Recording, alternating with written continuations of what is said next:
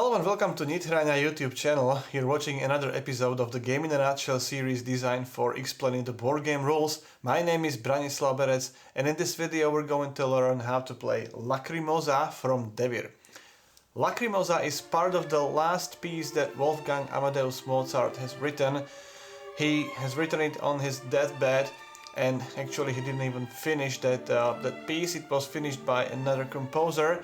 And you can hear the part of this Lacrimosa in the background now. And finishing this piece is also thematically captured in this game. And how? Let me show you now.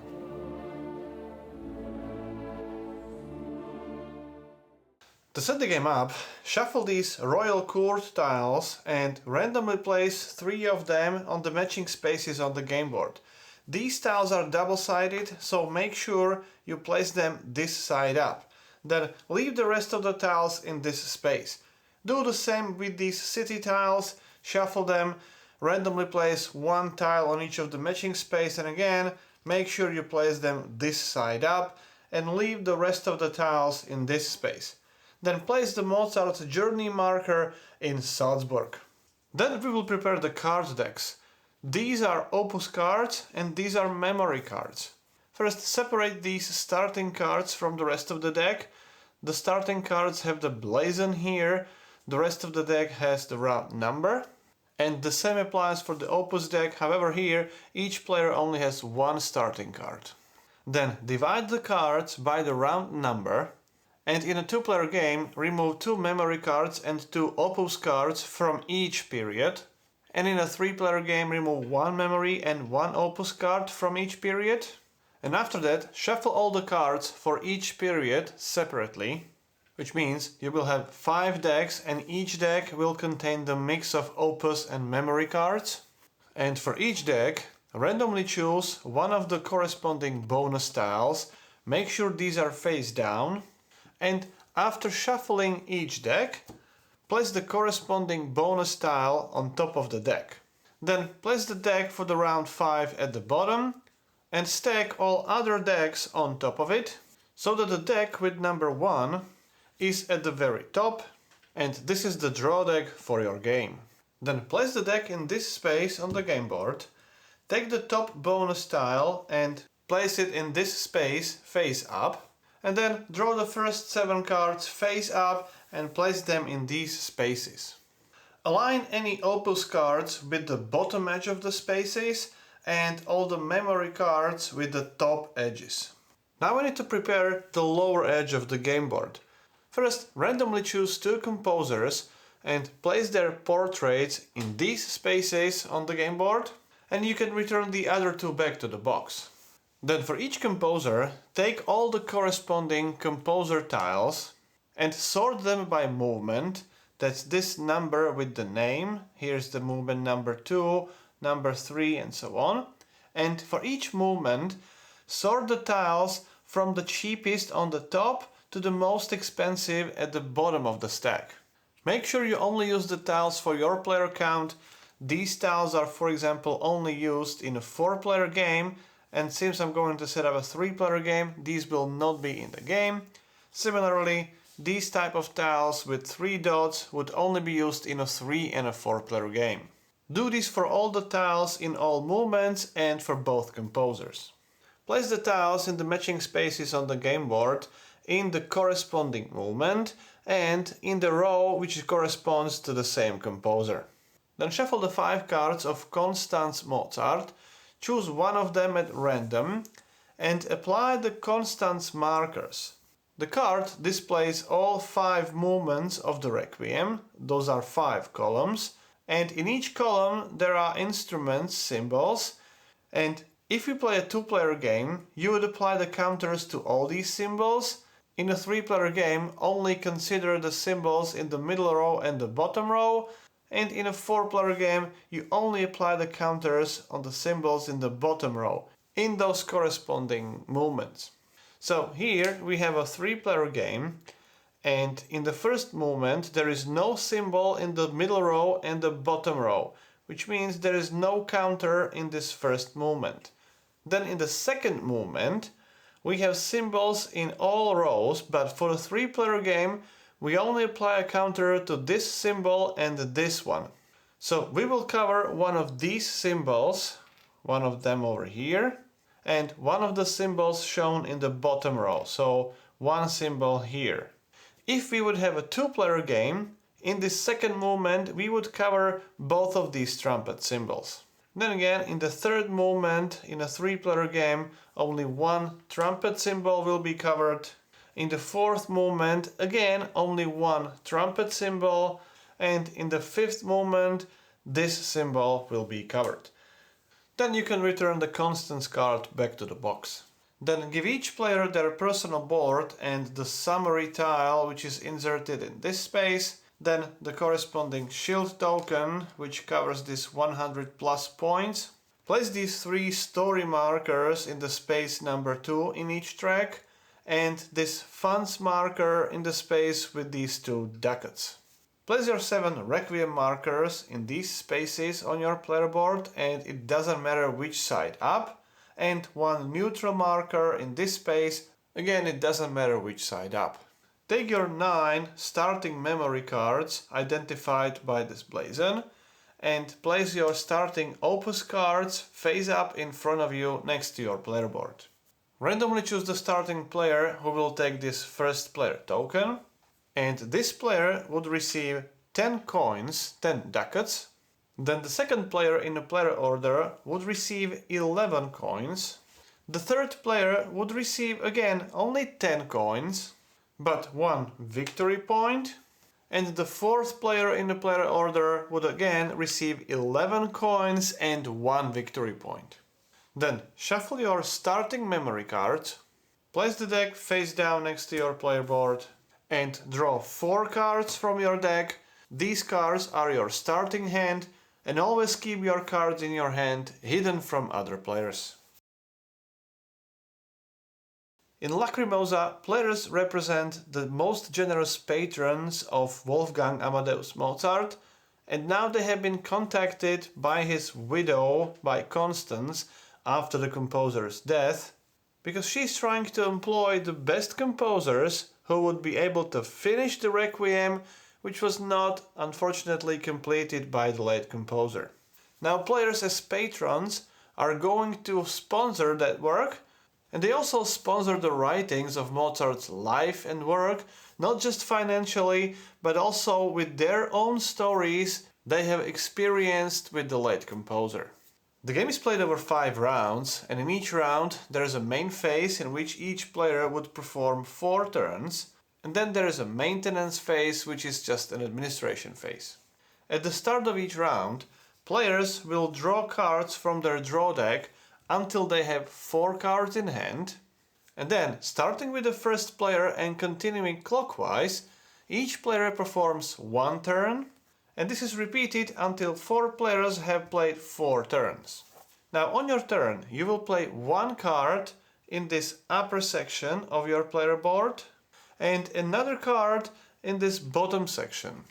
The symbols at the bottom represent the story points you gain, and the symbol over here is the action you will take in that turn. After that, at the end of your turn, again, draw 2 cards into your hand so that you have 4 cards in your hand.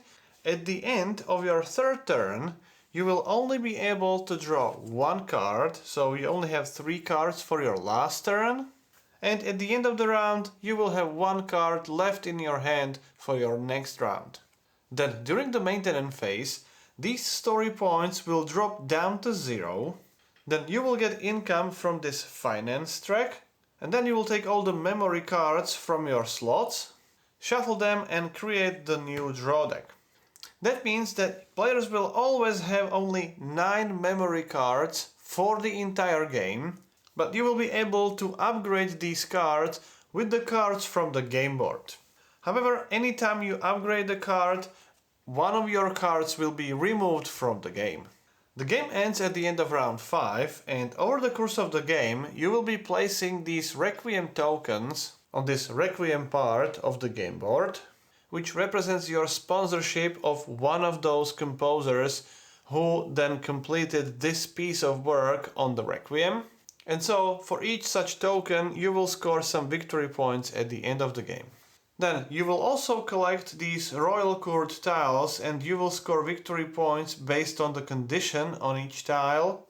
And each symbol on those tiles represent a symbol from one Opus card, which means that's the work of the maestro you have sponsored over the course of the game.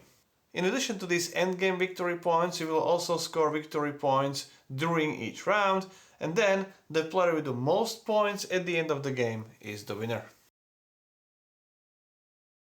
So on your turn, you must play 2 cards from your hand. One of them must be played in this top section, the so-called experiences section of your player board. The other one will be played in this bottom section called the story section. On your first turn, you play cards in this first column, on your second turn in this second column, and so on. The symbol in the top section determines the action you can take. The symbols in this story section are not gained immediately. They will be gathered at the end of the entire round and you will use them in your next round. So after you play both cards, take the action from this experiences section and then at the end of your turn draw 2 cards from your draw deck, and at the end of third turn you would only be able to draw 1. If the memory card also contains some reward, you take that reward immediately, and if it shows 2 different actions, you may take them in any order you want. I'll cover these actions in just a minute, but in addition to the standard actions, you can also do these free actions as many times as you want on your turn. When you perform this one, you can exchange one of these story counters for 1 coin each. So for 1 counter, you get 1 coin. You must spend these counters, you may not spend these story points. On the other hand, if you spend 3 coins, you can buy any one story counter, and again it has a counter, not a story point. And this third option allows you to completely forfeit the action from the card and gain number of coins equal to the current round number. So for example, in the third round you would gain 3 coins. So now we will go through all those 5 standard actions and we'll start with this one, documenting the memories. You can choose any one memory card from the main board and then pay the cost shown under that card. Here it's 1 coin and any 1 story point. And when you have to pay the story points, you may either reduce the values on the track or instead you may use these counters. They are equal, however, at the end of the round you will always lose all these points on the tracks. However, you don't use these counters. So after paying the cost, take the card from the display, and now from the same column where you have played the card for the action, take the card from the story section of that column, completely remove that card from the game, so return it back to the box and replace it with the card you have just taken from the display. Then slide the cards in the display to the right, filling the empty spaces, and draw the new card from the display and align the card in the same way as during the setup. This action is called commission an opus. Opus is a Latin word for the piece of work. So with this action you can choose 1 opus card from the display, again paying the cost. In this example you would pay 1 story point, additional story point, and then 3 coins. Then take the card, place that card face up in front of you, gain the victory points immediately, and after that replenish the display, so slide the cards to the right and draw the new card from the top of the deck. Then with this next action you may perform or sell music. Choose 1 opus card which is in front of you and the card is not used, meaning the card is not rotated 90 degrees. And then you have 2 options. You will either perform or sell that music. When you decide to perform the music, which is this symbol, you have to pay this number of story points. In this example you don't have to pay anything, and then you gain income, in this case 2 coins. After that, Tap the card 90 degrees, which means it has been used. The card stays in front of you and then you get the income. The second option is to sell the music. Here again you have to spend some story points, in this case the Mozart's talents points, and then you will adjust your income and the victory points. In this case you don't get any victory points, but you move your marker one space up on the finance track. So move your funds token one space up. Now after you sell the music, the card is permanently discarded or removed from the game. You may no longer use it or sell it again. The next action is the travel action. With this action, you may move the Mozart's journey marker to any city space or royal court space on the map. However, you have to pay the travel cost between each of those cities. So for example, if I would move from here to this city, I would have to pay 2 coins. Then you also have to pay this travel cost. So those are these red story points or journey points. And then you can take the tile and take the benefit from that tile. Here you would perform the document memories action. After that, if it's a city tile, place it next to the game board into some kind of a discard pile. If instead you would travel to the city with the royal court tile, you would take that tile and place it in front of you, and at the end of the game, if you fulfill the condition on the tile, you will also score victory points. Here, in this case, after paying those journey points, you also gain the benefit shown on the tile immediately. Don't refill the empty space, that will only happen during the maintenance phase. Note, when you take this action, you don't have to travel anywhere, you can stay in a city where you are. You still have to pay the journey points and then take the benefit from the city tile or take the royal court tile from that space. And finally, the last action is called the Requiem action. With this action, you will commission one of the musicians to compose one piece of the Requiem. To do that, choose any empty space, any empty symbol in this Requiem section of the game board. Let's say we will choose this one. Take the matching Requiem marker from your player board and immediately take the income from that space. Here it would be another movement on the finance track. And then place the token on the matching space on the Requiem section of the game board. And now, if you place it with this symbol up, you will commission this composer. If you place it with the other side up, you will hire the second composer. That's why we have these two symbols next to those portraits. So let's say we choose the first one, the Süßmeier, and now we have to pay the cost of the matching tile, the composer tile, from the same movement. In this case it's 1 composition story point, 6 coins, and reducing the finance track by 1. After you pay that corresponding cost, so 1 story point from the composition, 6 coins, and reducing the finance track, collect the reward from that space, here 4 victory points, and then flip the tile face down and keep it in the space where you took the Requiem token from. Some of these tiles provide bonuses during the maintenance phase, and some of them anytime you either commission an opus with this symbol or perform or sell such opus.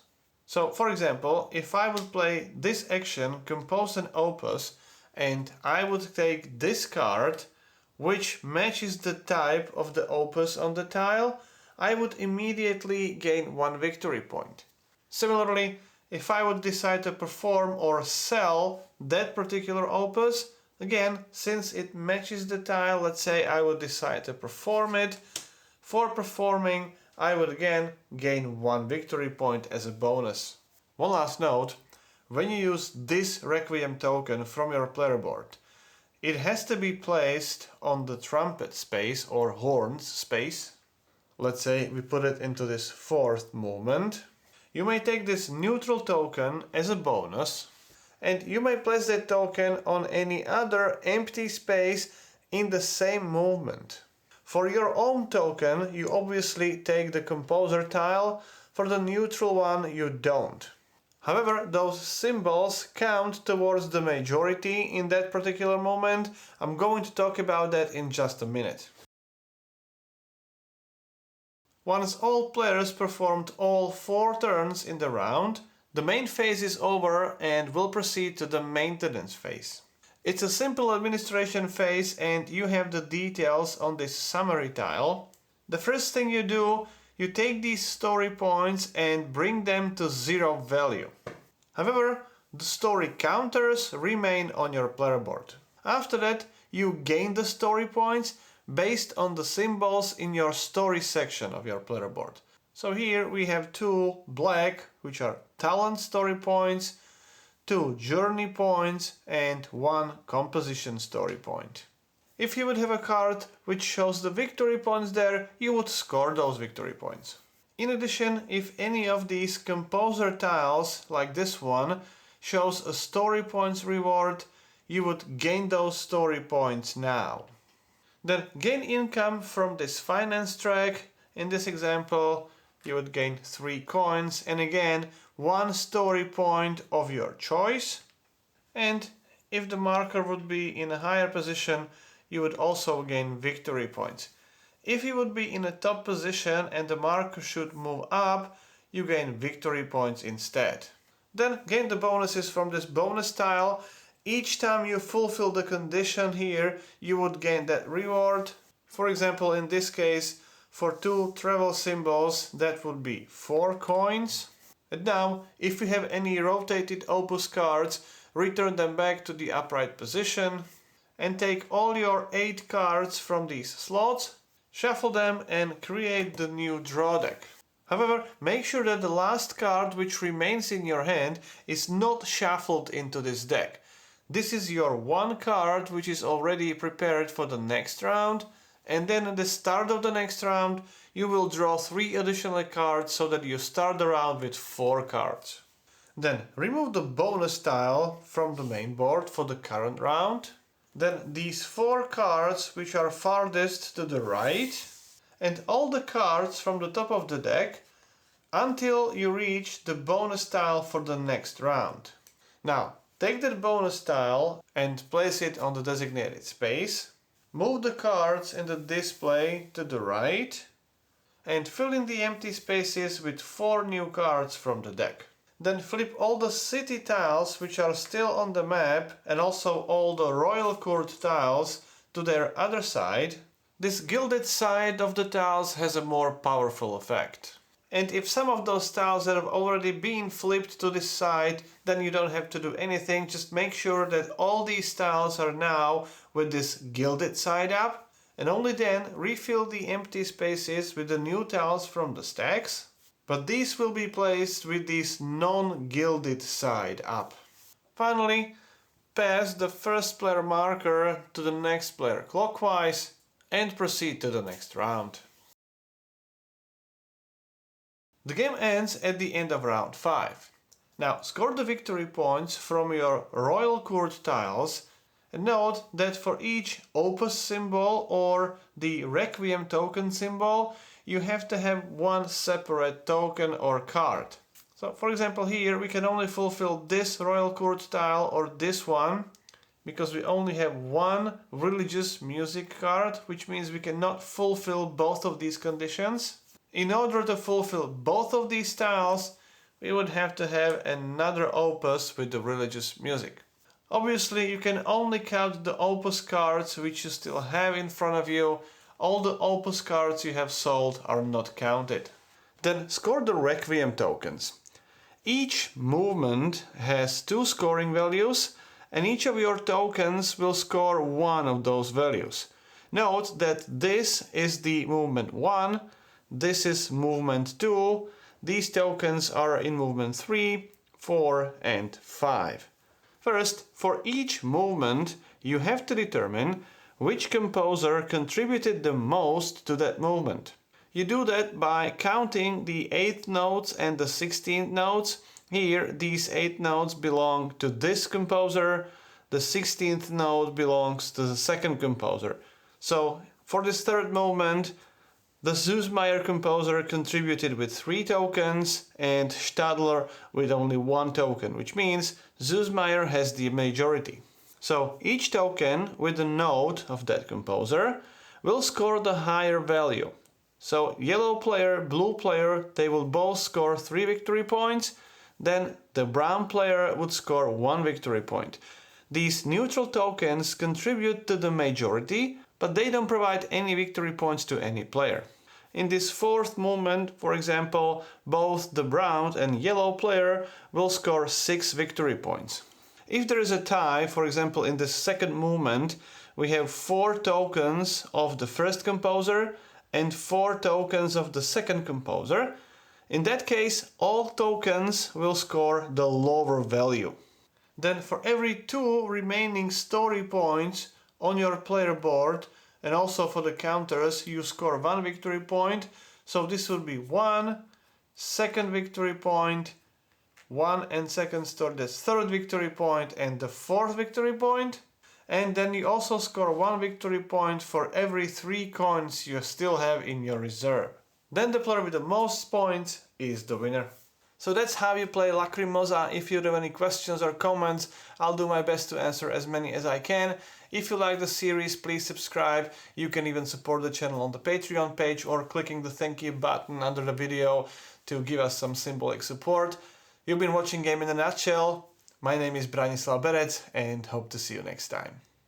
I would like to thank everyone who has ever supported the channel, and especially the current supporters listed on this page. If you too would like to support the channel in creation of videos like this and other video tutorials and other content on this channel, please visit the patreon.com/Nithrania.